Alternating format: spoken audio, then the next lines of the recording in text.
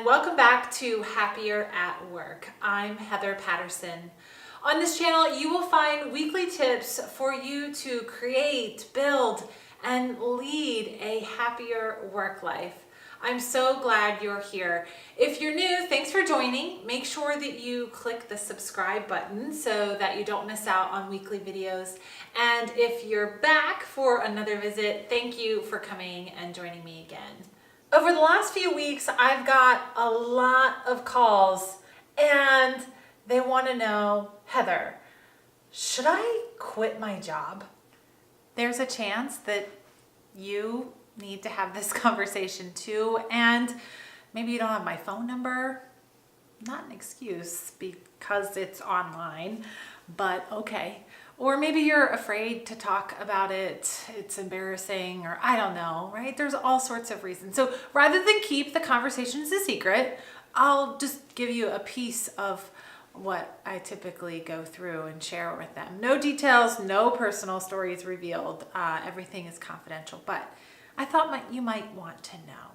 The first thing that I do is I ask them, well, tell me what's going on.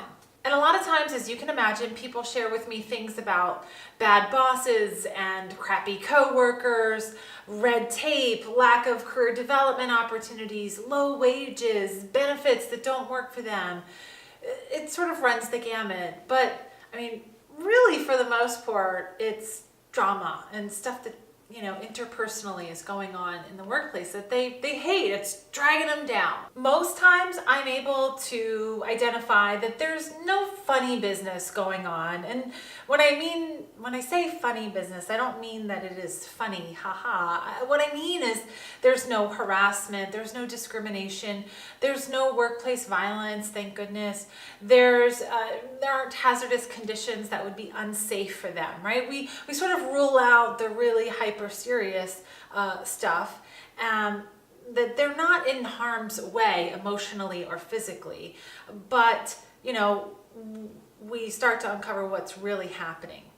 Then I ask them, well, what do you want? When you think of being happy at work, what would need to change? What does this really happy work environment look like for you? Did you once have it, and what has changed? Has it never been and you're looking for something to transform? Tell me more about what it is that you want. Being able to clearly articulate what you want helps you get to that point. If you don't know where you're going, well, then you'll just be spinning around in circles. From there, we talk about what the individual is doing to create that work environment. Who are they helping to grow and develop? What problems are they tackling? How well do they know their supervisor and their coworkers? I gotta tell you, this part of the conversation isn't always that comfortable. People say to me, but Heather, that's not my responsibility, that's their responsibility. And I don't like being the bearer of this news, but it's truth, and that's what I believe in. I say, hey, you're responsible for your happiness. You have to do some of the work. It's not all about your boss or your coworker or your customers doing this, that, or the other for you. What are you doing? Now, sometimes they're able to deliver and say, well, I did this, and I did this, and I did this, and I was met with X, Y, and Z, resistance and struggle and more drama, politics, right? And in that case, sometimes we realize, your time has probably come. This opportunity has run its course, and it might be time to leave. But in other instances, there's more that the individual could do. And so we talk about what they could do. They commit to a few things, and we hang up the phone. Sometimes when I have these conversations, it's pretty clear to me that they've already quit. They just haven't given their notice, right? In their head and in their hearts, they've already quit. Maybe they've told their best friend and their spouse and anybody else who will listen that they are no longer working there. But the supervisors, HR, their boss, their coworkers, they just don't know.